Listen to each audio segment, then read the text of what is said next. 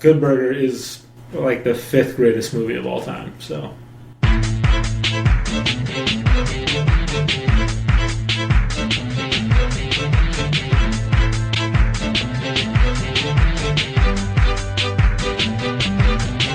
Hello and welcome to the Strained Hammy Podcast. Today is Monday, June 10th. My name is Mark. I'm Rex. And I'm Travis. Today on the Strained Hammy Podcast, we're going to be talking about Pudge's induction into the Rangers Hall of Fame, Wando turning it down, and who we think the greatest Ranger is.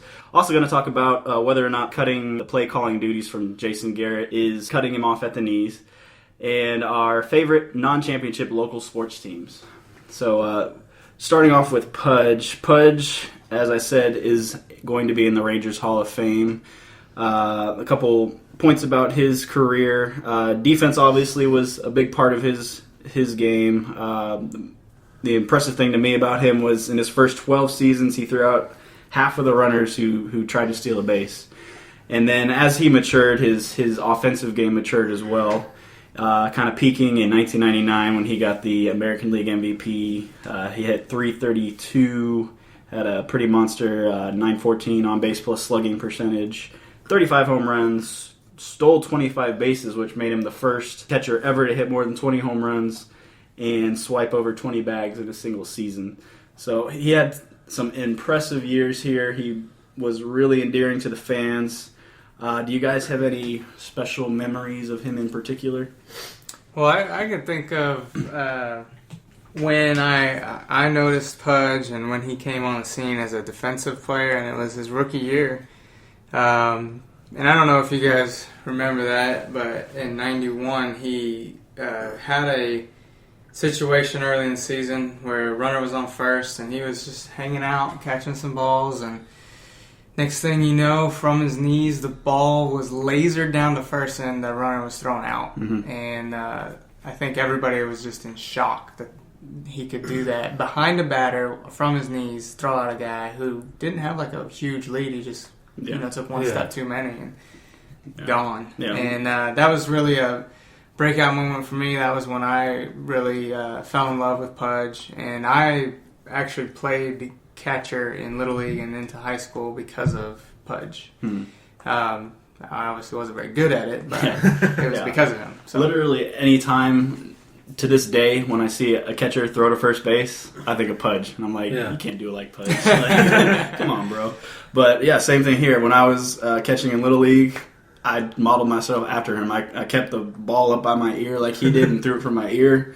And it kind of ruined my pitching motion, but whatever. It was cool. But Travis, you got any specific? Yeah, just kind of the same thing. I remember he was the first not real home run hitter that I appreciated. He was the first guy that I noticed hit doubles. So I think he was the first guy. Like, I think before Pudge, I just saw singles and home runs, and that's the only two things I recognized as a tiny child. And then I was like, that dude gets to second base a lot when he hits. So, so I learned the tiny bit I know about baseball from that. And then also the same thing, just when you think about Pudge, you almost think about not even him throwing a guy out. I think about like the second after he threw a guy out, just that glare. Yeah. Like why would you try to do that? Do you realize who I am? Yeah. And it's still like just so much energy even in that pose.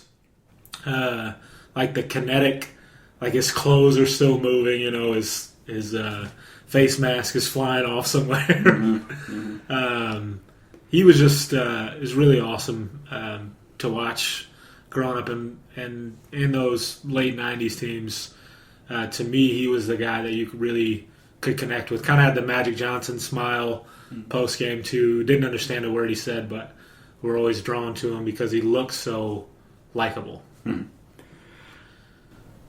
I kind of hate to bring this up, but Pudge is obviously going to be in the Texas Rangers Hall of Fame. But thinking about his chances to be in the Baseball Hall of Fame, you have to think about the era he was in, the players who were around him, and who was rumored to do what, who was named in Jose Canseco's book that turned out to be more truthful or more authentic than most people thought at the time that it came out.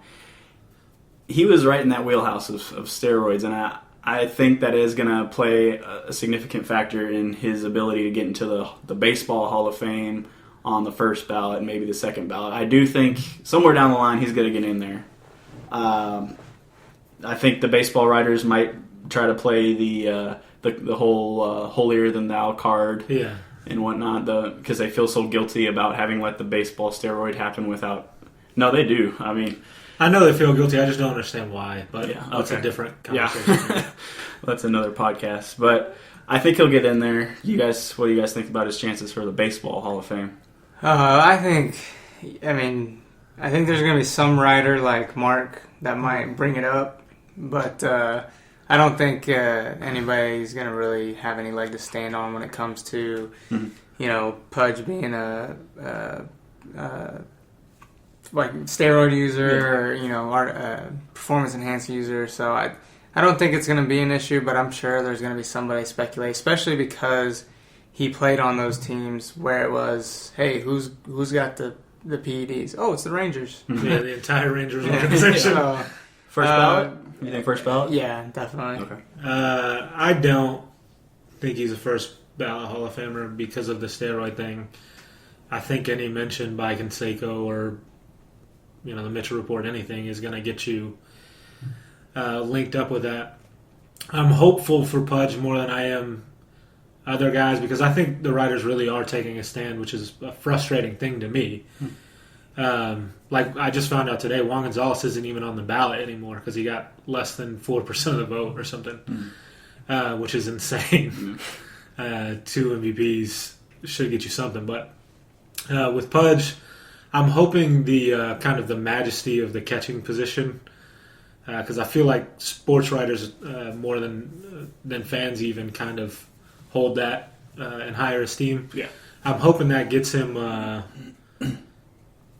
more opportunity, and the fact that he was never really directly linked. He only had the Canseco link. He didn't have the bag full of PEDs found or the positive test or the Congress. None of that. Yeah, it's all tangential. You brought up Juan Gonzalez, and that's a guy who was invited to be in the Rangers Hall of Fame. Probably not going to. He's not going to get a chance to be in the actual Baseball Hall of Fame. So you would think he would accept the one shot at a Hall of Fame, but he went ahead and turned it down. Kind of weird. Yeah. I mean, everything I've been reading on it suggests that it might date back to him being traded to the Tigers in I think 1999. And then he eventually came back. It never was the same. And he was kind of a moody guy anyway. I've heard so many stories about his attitude and not being great with the fans, charging people like $50 to get an autograph. But I think, obviously, I think he deserves a spot in the Rangers Hall of Fame. But if he doesn't want it, I'd be interesting to hear what the behind the scenes conversation was. Because you really just right now you don't know. The thing with me is after finding out that he was taken off the Hall of Fame, like the Cooperstown ballot, that maybe he's a little bitter over that because he is really a moody guy. Maybe he's a little bitter over that. I heard it suggested that maybe he doesn't want to be overshadowed by Pudge since he would be. Pudge is definitely more of a fan favorite than Juan Gonzalez. Even though Juan Gonzalez, arguably did more in their time together that they were here. But I don't know. I hope that he goes in the Rangers Hall of Fame someday because he certainly belongs there. And I don't think that Rangers fans have a lot of hatred for Juan Gonzalez. Like, I think some teams have really turned on their PED users. Some baseball cities have done that. I think the Rangers were just like, our Rangers fans are more in the vein of we like good baseball and we got it for a couple of years, and if that was steroid induced, then fine. They became relevant. With Pudge getting into the Hall of Fame, it's kind of natural to start thinking about whether or not he is the best Ranger of all time, and I would tend to agree with that statement. But with guys like Nolan and even you're gonna hate me, but A-Rod, his 3 years here. There's a case for some other guys. Do you guys think Pudge is the greatest Ranger to play for the team? Yeah, and I mean you have a small sample of good players to pick from. That mid-90s team probably had a few. Obviously, you could make an argument for some of the recent players, even though they're still active and still have careers to go. But that's kind of why you throw A-Rod in the conversation, even though he was only here 3 years. They were 3 pretty dang good years. Mm-hmm. There were 3 almost impossible years. Right. But Pudge had a longer career here, and he played most of his, pretty much the prime of his career here before going elsewhere and playing 8 more seasons. But he was a 300 career hitter. He was a top 10 throwing out runners of all time. Gold Glove winner year after year. All-Star game, Gold Glove. Is he not number 1 percentage-wise all-time throwing out? No, there's some guys from like 1901 that are higher, but probably modern era. I think he's number 1. Look that up. Yeah, I think it was like 495 or something is what he ended up at. Something insane. Yeah. Near 50%, which is very ridiculous. But yeah, I mean, those are things that in a time when the Rangers weren't really that good, he stood out above all of those guys, and he handled pitching staffs better than anybody. That was part of the reason why he was such a desired free agent even after he had maybe lost a step on his throw or whatever, or his bat. He still handled pitching rotations, and so Houston brought him in, Detroit had him, Marlins had him. Yeah, they all wanted him. Went to the World Series. They all wanted him because he could make the pitchers better, and he did. And I think that's something that's highly valued. I think the other guy that we talked about tonight, Juan Gonzalez, could probably make an argument as the second greatest Ranger, if not the best. He also put in a lot of years here before being traded to Detroit, but and that was contractual, by the way. He wanted a giant contract, and the Rangers wanted to give it to him, and the Tigers took him in trade and then gave him the biggest contract in their club history at the time or something. Sounds like another guy. Exactly. So, I mean, he can make an argument as well, but I think all around game, Pudge was better. He didn't hit as many home runs, but he didn't have to. He hit a lot of home runs for a catcher. Yeah. So, yeah, I mean, he's up there. There's a couple other guys that may come into the conversation, but I just don't think they would hold a candle against Pudge. Buddy Bell is probably one that you might think of for older school Rangers. Everybody will mention Nolan Ryan because he's remembered. Yeah, two no-hitters here, even after the age of 42. It's not shabby. Pretty good. I feel bad. I have to cut him before Travis takes his turn. I might be cutting him off at the knees. But another guy who was at his best when the Rangers weren't was Michael Young. Yeah. And I feel bad for leaving him out. I personally have some problems with him just because I feel like he brought our best teams down. But in his best years, he was really, really good. Yeah, certainly. I think that that's kind of where I was going. Sorry. It's all right. I think that Pudge is probably the best all-time Ranger. 10 All-Star games, an MVP, just ridiculous numbers for a catcher. Did everything you wanted him to do for a long time. Was part of winning teams, and was homegrown here. Ended up retiring here, even after he went and found some success elsewhere. Kind of claimed this as his home, and that's important. It doesn't seem important, but it is important to fans. I think Michael Young is probably number 2 on that list. The guy was a beast for a long time here, and was as good a hitter as there was in the major leagues for a long time. Was not a complete liability in the field for the most. He actually was a really good player in the field for a long time, and then later was a complete liability. But spent a long time here. I was sad to see him go. I know some people weren't. The only other guy I would shoehorn in here is a guy who only had 4 years here. 4 years here and then another stint. So 4 years originally and then a stint in the late 90s. Rafael Palmeira, my favorite Ranger, so I'm going to put him in the list. He had 321 home runs in a Ranger uniform, so it's not too shabby. I was just going to bring him up if you didn't, but you did. So I think he's definitely a top 4 Ranger of all time. Even with the steroid issue. Yeah, but he seems less like. I mean, if you really think of it, he seems less like ours than maybe even Juan Gonzalez does, because Juan Gonzalez was out of this organization, and Rafi was out of the Orioles organization, and then here, and then Orioles, and then here. Yeah. I think that pre-Michael Young, Juan Gonzalez and Pudge are neck and neck with Pudge being the guy. Yeah. Just because of longevity and what he did here. And then Michael Young kind of forced himself in the conversation by breaking all of Pudge's records, and then we still said it's Pudge. So, fair point. I can't argue with that. All right, when we come back, we're going to ask if taking play calling away from Garrett is cutting him off at the knees.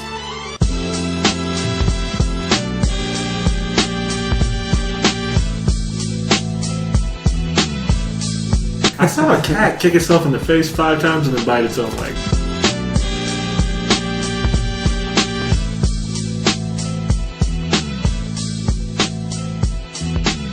Hey, welcome back to the Strained Hammy Podcast. Last week, Jerry Jones did a very Jerry Jones thing. And they're saying he announced that Bill Callahan was the new offensive play caller. And because Jason Garrett was previously the offensive coordinator before he was the head coach, a lot of people are claiming that now that makes Garrett officially a puppet as a head coach. I do not agree with that at all. What is you guys' take on that? I don't think it really matters. I think, if anything, it's more of a pride issue for Jason Garrett. But as far as an effectiveness thing goes, it may be better. I mean, we've seen some of our most successful years in Dallas with coaches who didn't call their own plays. They just ran a football team. And Tom Landry was a coordinator before coming to Dallas, with the Giants before coming to Dallas. But a lot of people don't realize that he oversaw the team. Mm-hmm. He wasn't specifically a play caller. He might jump in and call a play from time to time, but that wasn't his primary duties. And that's the same with Jimmy Johnson. He was not the play caller. He was an overseer of the team. And he would call a play if he thought, no, this is what we need to run here. Yeah. But he let his coordinators handle those duties. So, now I'm not saying that you can't be successful calling your own plays. I want to say, like, as recently as 2008, we've had several head coaches go to the Super Bowl who call their own plays. Harbaugh's are perfect examples of it. But it is another thing to say, let's take the stress off of the head coach and say, here's your objective. Especially a guy who's had some game management issues. Right. Yeah. If that's a key area that he needs to work on. And again, I think for Garrett, it's just a pride point. Is it cutting him off at the knees? Maybe, but maybe that's what he needs to be a better head coach. And I don't think he's a bad head coach, but I think, sometimes you have to have your hand forced. I think the most disappointing part is that it came from Jerry Jones. And everybody has not a lot of confidence in Jerry Jones right now. So that kind of makes it difficult to say, maybe it's not a good decision. Yeah, but in the room, do you think it takes away from some of the sway that Garrett has? Is what he says going to mean less because Jerry took his pet project away from him? To the players? Yes, to the players.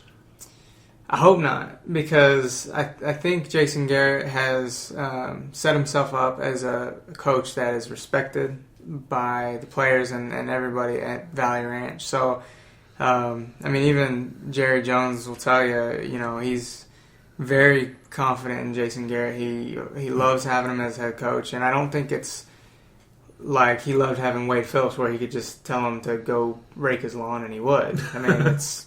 he likes Jason Garrett. He thinks highly of him. He thinks he's got a lot of potential, and he wants to put him in the best position to do that. Now, like I said, we don't really have a lot of confidence in Jerry Jones, so you can make the argument whether you agree with how he puts Jason Garrett in the right position to be the most successful, but I think he genuinely felt this was the best way to make Jason Garrett the most successful head coach he can be. Yeah, I think Jason Garrett is a better head coach than he is a press conference giver. He sounds really robotic, but I would bet that he has the locker room's full respect and attention when he commands it. And I think he's better at relating to his players than he is the press, and I think that's where there's sort of a misconception about him. He's a smart guy, and I think he likes to try to relay that in the press conferences. Also, to that point, he's a smart guy. He just hasn't been making the smartest game decisions in some very important spots. And I think this move really does allow him to use some of that smarts and some of those smarts and that mental capacity in a more focused way, to where he's not having to think about. Obviously, he's not having to think about the next play. He can think about the big picture. What are we going to do if we don't get this third down and the clock's So I think that allows him to use his mental capacity for the better. And the problem I have with the whole move is like Rex said, that it came from Jerry, and it does kind of seem like he is getting a little cut off at the knees. He seems very kind of hurt by it, if you can read into his comments in the media and talking about. I think he made a comment the other day about Jerry and how he decided to, if they had differing views on how to disperse information about the club. I don't think Jason wanted it to be known. Jerry obviously didn't really care. In the grand scheme of things, it probably doesn't matter. Other teams are going to figure out who's calling plays by the end of training camp anyway. But it might be a point of pride. But I like the move. I kind of don't like how it was handled, but by the time the first snap is made, it's not going to matter. So. Yeah, I think here's my take on it, and I kind of have the original quotes because I think that what was said has been made more by the media here. I think the media here is getting pretty snaky when it comes to the Cowboys. Yeah. Jerry Jones said, "You guys can see what is happening in practice. Bill is very much involved," when he was asked about the change in play caller. So they were like, "Oh, so Bill Callahan's calling plays," and he goes, we can assume that Bill Callahan's calling plays," and he said, "I wouldn't assume anything, or I wouldn't be assuming anything. You guys can see what's happening in practice. Bill is very much involved." So he didn't say Bill Callahan's calling plays. He said Bill is very much involved. What the media did is they went to Bill Callahan and they said, "Hey, Jerry said you're calling plays now," and Bill Callahan was like, "Yeah, we're all coming up with the scheme, but I'm very honored, to and proud to be calling plays for the Dallas Cowboys." So Callahan is actually who let it out. They wouldn't have been able to get anything new from just what Jerry said. Callahan let it out of the bag, but he did it because he was like, "Oh, okay, we're saying that now." I think that's always been the plan. And if you listen to Garrett, Garrett's even said, he said, "I'm totally on board with all decisions we make. We make them collectively." He said, we've had a plan for a long, long time.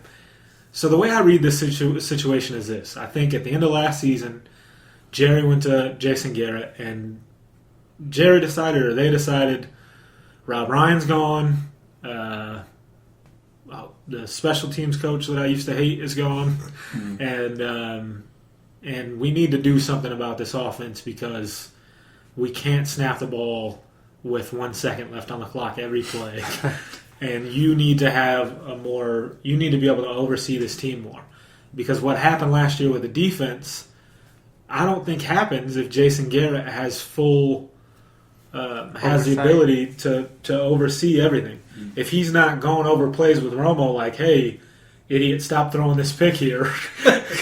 And while Rob Ryan's sending 9 guys out there like, "Oh, it'll be fine." I think some of those issues get cleaned up. And so I think that was the focus. Jerry Jones has gone so far to call Jason Garrett a major asset for the Cowboys.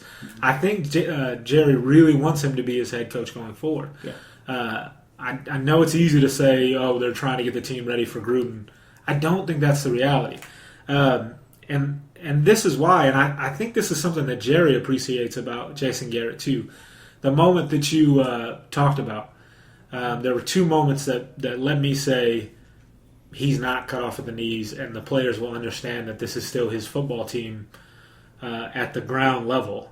Obviously, we know it's Jerry's toy. He can do whatever he wants with it. But at the ground level, it's Jason's.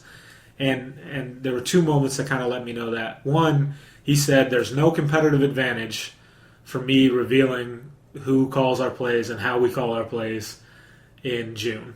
Mm-hmm. So he knew that Jerry had said what he said. He knew what Callahan had said.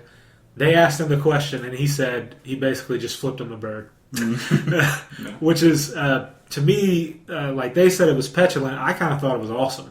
Yeah. And the fact that I don't have to tell you anything, guys. And they're all, if you read all the articles this week, they're less about this is a real football problem and more about he won't tell us what we want to know, guys, and we already know it. I don't know why. Yeah. And then so who's that?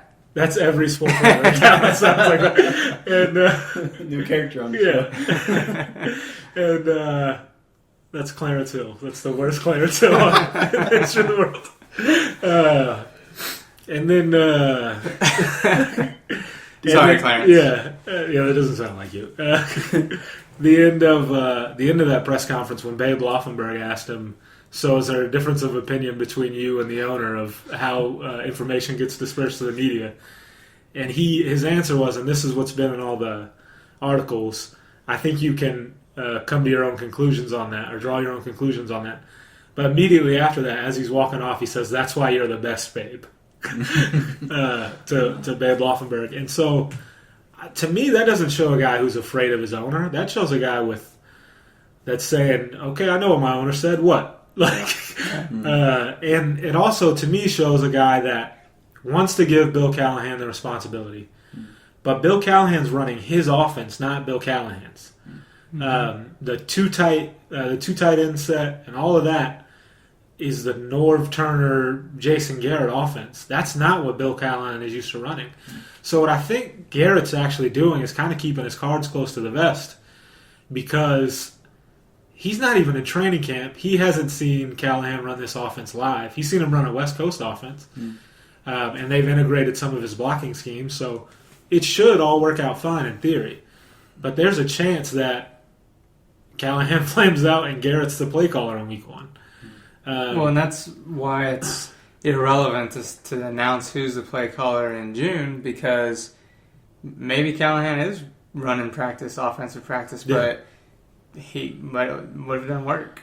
Yeah, and so going back to it. I think that's exactly what you're saying is Garrett's trying to remove himself. They said in practice Callahan's calling plays, and then when he's not calling plays because he's off of the offensive line, Wade Wilson is calling plays. And Wade Wilson's obviously not going to be the play caller. But Garrett's trying to remove himself from that process. And it's a process. It is a process. Yeah. And so when he says there's a plan in place, that's what he means. He means, I want Bill Callahan to be my play caller. That's the plan. Let's see if it works. And then I'll tell you.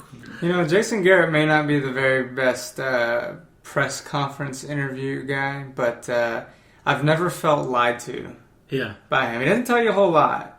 But I don't feel like he's ever lied and just flat out told you something not true. So he may not give you a ton of details, and he answers questions sometimes rhetorically, but when he says, hey, there's no point in revealing it in June, I agree. Yeah. It's not a lie. He's not trying to beat around the bush. He's just saying that there's no competitive advantage. That's a great point that he made. And, when he says, hey, I'm removing myself, or whatever he says, I don't feel like he's just trying to say something to, hide his shame. Yeah. I think he's just telling the truth. And, hey, look, I'm not going to give you any details because you don't need to know, but here's my response. Yeah. And I think he's extremely confident as a head coach, and I don't think it's going to shake him one bit. I don't think it shakes anybody's confidence in him. Yeah. Because I think, like he said, we're all on board. It was a team decision. We all made this decision together. We had a plan going forward. Yeah. I think the main thing is I think the media wants to make him into Wade Phillips or Dave Campo because he's not Bill Parcells or Jimmy Johnson. He doesn't have Jimmy Johnson, giant swagger, or Bill Parcells. I know more about football than anybody, so listen to my story about 1983. He's got a quiet confidence in himself. And the difference between him and Wade and him and Dave Campo is when they used to ask Wade, hey, Jerry said this, and it seems to be in direct conflict to what you said. What's the deal? He'd say, oh, whatever Jerry said. He literally got to the point where he would say that because it happened so much. Jason says, I'm still saying what I'm saying, and you guys can deal with that. Yeah. And that's the difference. And that's why I think him and Jerry have the best chance to work long term, better than Jerry and Jimmy had, better than Parcells and Jerry had, because Jimmy and Parcells needed everybody to know they were in charge. Jason Garrett just needs to know the 53 guys on his roster to know he's in charge. He doesn't care what the media says about him, and he really doesn't even care what Jerry says about him as long as he keeps signing the checks. I think so. I really I know a lot of people want to make this the last season of Jason Garrett. I think they're going to be successful here in the near future, and I think he could really work out long term for the Dallas Cowboys, and I hope he does. Well, I think one of the things I always talk about with Jason Garrett is he's always trying to establish his culture, and I think that's something that it's a process and it takes time, but I think we're starting to see that take shape right now. We've seen it. We discussed contract deals a couple weeks ago, and I think that's something that goes to play with, look, as coach, Jason Garrett's going to get the best out of those guys that maybe don't have the big contracts. So don't overpay for a guy. We'll let his backup be the guy, and don't pay him $1 billion. And you get guys that aren't having trouble with the law. I know Des Bryant has some off-the-field issues, but they're not crazy ridiculous. He had a ridiculous childhood, but I think Jason Garrett plays a good role in keeping his head on straight. Yeah, I think Des Bryant says, look, I like going to work for that guy. And I think that's another place where people have said Garrett is soft, but I think the players really respond to the fact that when something happens like that, when a guy gets in trouble, he's not Jimmy Johnson, I'm going to cut you right away. Mm-hmm. He is, no, we're going to do the best we can to make him a better man and make him a better football player. And so because he extended that to Dez, now he's got to extend it to Josh Brent. But he's doing it in a way that's it's not something we're going to talk about. It's in-house. Deal with it. And I actually really like his approach with the media, the kind of standoffish, I'm Jason Garrett, I do what I want approach. And I like his approach to Jerry, where he's like, yeah, Jerry says whatever Jerry says, and then I'm the head coach of the football team. Mm-hmm. Well, yeah, he's not afraid of losing his job, and I don't think he should be. I know people talk about it, but he's always got that 94 Thanksgiving Day game that hangs hat on. So, yeah. You always go sign autographs. All right, when we come back, we're going to talk about our favorite non-championship level DFW sports teams. Sports.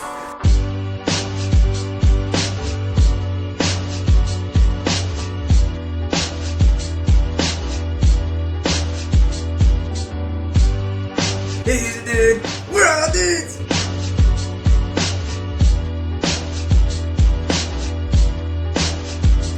And we're back on the Strained Hammy Podcast with Mark, Travis, and Rex. We're talking lots of sports today. We are going to go ahead and discuss our favorite team that didn't win the championship, or wasn't even at a championship level. And I'll go ahead and kick things off.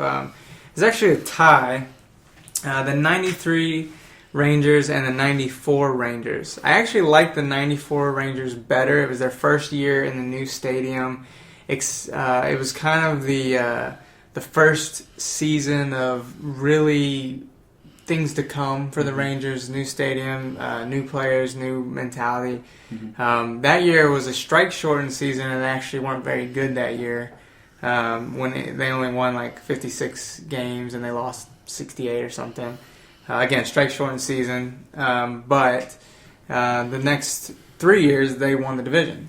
So, like I said, it was a sign of things to come, but it was a strike-shortened season, so I kind of put that as 1B. And 1A was 93. It was the last season at the old ballpark, and that was, even though it was a tiny, like, one section at a time pieced together ballpark, it was still one of my greatest memories of just going to those games and being one of the 20,000 people there, you know, at the time. 6,000 people there. Okay, maybe 6,000. They can hear you yelling at them. But the 93 season, they actually got second in the division.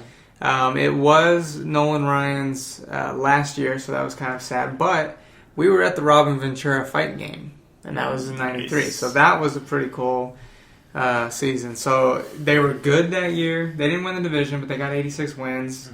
94 against the sign of things to come, and then they had 3 years in the playoffs. And Rangers were my team next to the Cowboys, so to have them finally on the map was awesome. That was when the Cowboys were winning Super Bowls, and so you expected that, and I felt like, man, why isn't my other favorite team doing anything?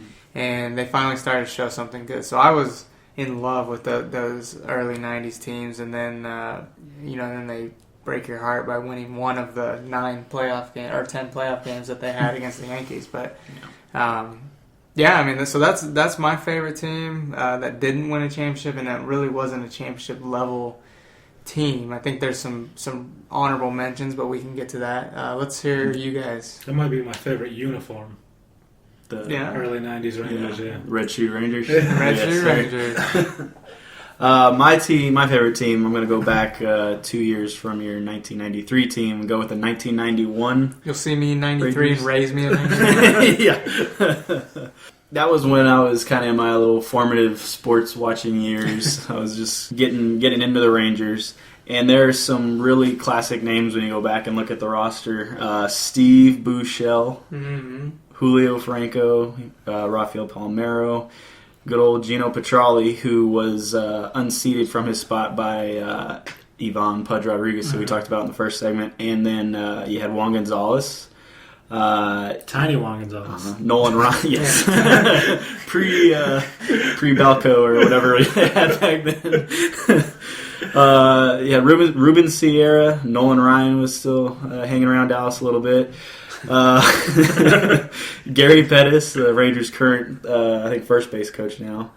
And then the pitching staff, you had Kevin Brown, Nolan Ryan, as I said, Bobby Witt, and in the bullpen you had guys like Kenny Rogers, Mike Jeffcoat, Goose Gossage. In the pantheon of Rangers teams, that sounds pretty stacked. Was Will Clark on that team yet? No, not yet. A couple years later. Will Clark was actually my favorite player as I was growing up for some odd reason. I guess grit, Did you like angry guys who hit baseball? Pretty much. And then, so they ended up winning 85 games. Not bad. No. It was good enough for third place in the, I forget what division. I think they're still in the West that year. That was a tough division, eh? Yeah, the Twins ended up winning that division pretty handily, and they went on to win the World Series. The Twins being in the Rangers division. Yeah, they ended up winning the World Series that year. Kirby Puckett and stuff. But, so that was a pretty... 85 wins is nothing to, spit at. No, that's a great season. Just for that team, it was a great season. Yeah. So just being my formative years and having all those great names that I still remember to this day.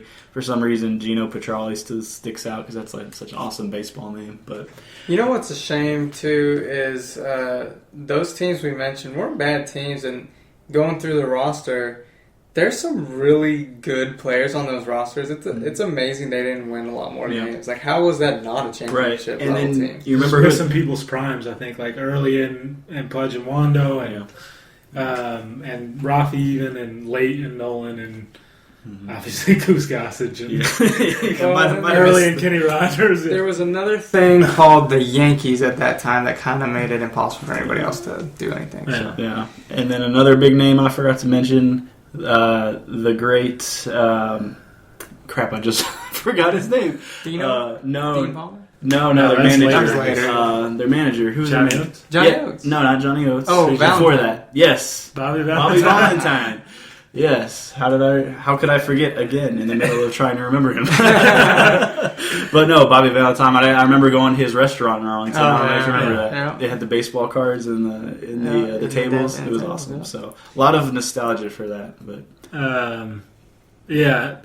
Every time you guys bring up those early 90s Rangers, You cry a little. yeah, it does. It takes me back to my childhood immediately. I was all Cowboys at the time and knew very little about baseball. And baseball at the time didn't exist to me outside of actually going to the ballpark. So my dad loved it, but I just didn't pay any attention to it unless we were there. But the sights and sounds that you guys describe at the ballpark always bring me back to my childhood. Because it was the most affordable ticket in town at the time. Yeah. And so we went all the time. But my favorite non-championship team from here is the 2002-2003 Mavericks. 60-win team, just dominant through the regular season, but 60 wins, did not win the Southwest Division because the Spurs existed. And they somehow still exist. Yeah, exactly. That's like the story of the Mavs. Great, except the Spurs existed. But great names on that team too. Like definitely not Hall of Famers like you guys just read off for those early Rangers, but guys that bring back something. Raja Bell was on that team as a nobody. Didn't play at all. Went on to have a great career. Sean Bradley in his giant bag. Michael Finley at the height of his powers in 2002, like that 3-year stretch from when they first got to the playoffs, which was like 2000 to 2003 would be the height of his powers. Rafe LaFrentz, who was only signed to draw Shaq out. Steve Nash, who would just come into his greatness. Dirk Nowitzki, who had really just come into his greatness, averaged 25 and 10 that year. Kind of really established himself as a dominant player. Eddie Energy was on that team. Eduardo Nahara. Popeye Jones, for some reason, was on that team. He had which big was ears. it was a great callback to the earlier Mavericks days. That he was still on that team, and Avery Johnson was on that team, and I still thought he was good at basketball for some reason. But the guys I really want to hit on, Nick Van Exel. Why are you hitting on guys? Because they're gorgeous. Mark. Nick Van Exel was a 12-point-a-game player in the regular season. In the playoffs that year, dude went nuts. 20 points a game. And only like 2 or 3 more minutes a game, and just was literally the spark for that team. They had crazy postseason series. They went up 3-0 on Portland in the first round, then lost 3 straight. And that's not the LaMarcus Aldridge Portland. That's Rasheed and Zach Randolph and everyone, Greg Anthony, I think, maybe. But like everybody that ever committed a crime in the state of Oregon. Yeah, was on that team, and really, really solid team. They won the first 3, lost the second 3, squeaked out a Game 7. They had what I think is the best playoff series ever for a Mavericks team against Sacramento. I wanted to run through some of these scores. 124, 113, 110, 132, 141, 137. Jeez. Yeah. Did anybody play defense? Yeah, the next Game 4, they actually lost 99-83. Oh, okay. And they held Sacramento under 100 one time in Game 7 to win 112-99. Really buckled down on that one. Yeah. And Vlade was happy with that. Yeah, that 141-137, I remember it. It was a double overtime game. Just unbelievable. I remember the tension was so high in that series because you kind of thought the Mavs could be something because Dirk was insane. and you didn't know where that came from, really. Yeah. And then and Steve Nash and Dirk were clicking at all cylinders at that time. They were number one in the NBA in offense that year. It was a great year to be a Mavericks fan, especially like a young Mavericks fan who's not that interested in defense. Yes.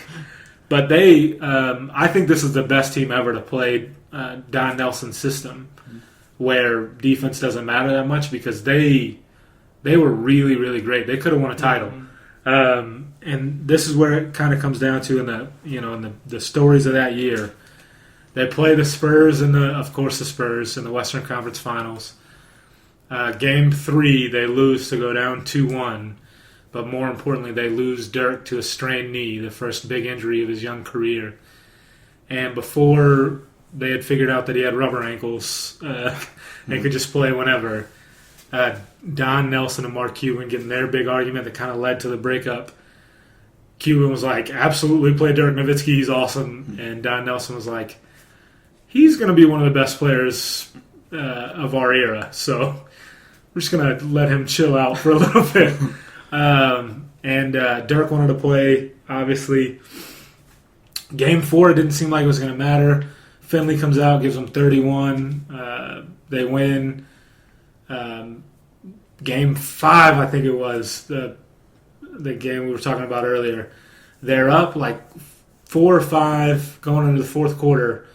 Steve Kerr comes out, I think in a rascal, wheeling onto the court.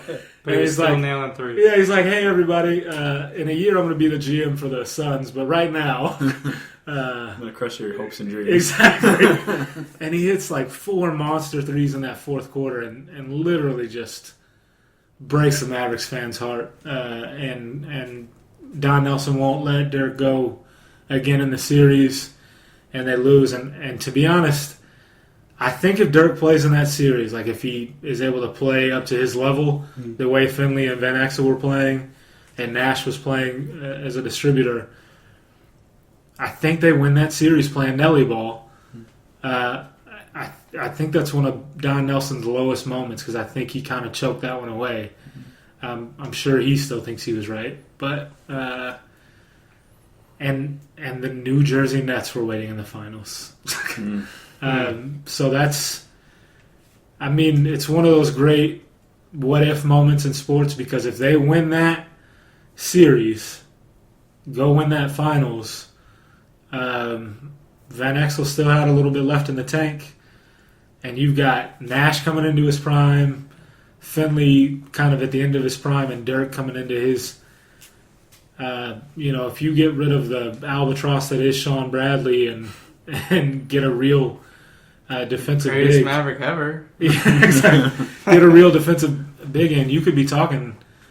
I mean, you could be talking dynasty. You could be talking what the Spurs have right now, and that's really sad looking back on it.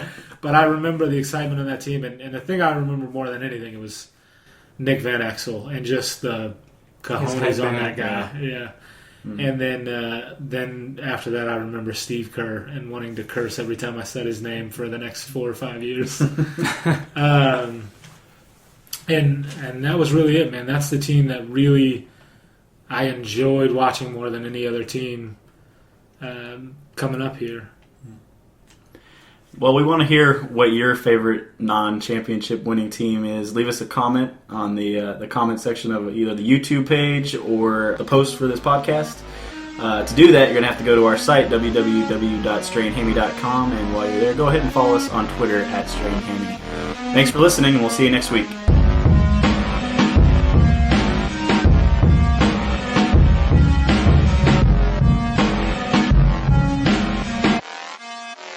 Yeah, had a home run tonight.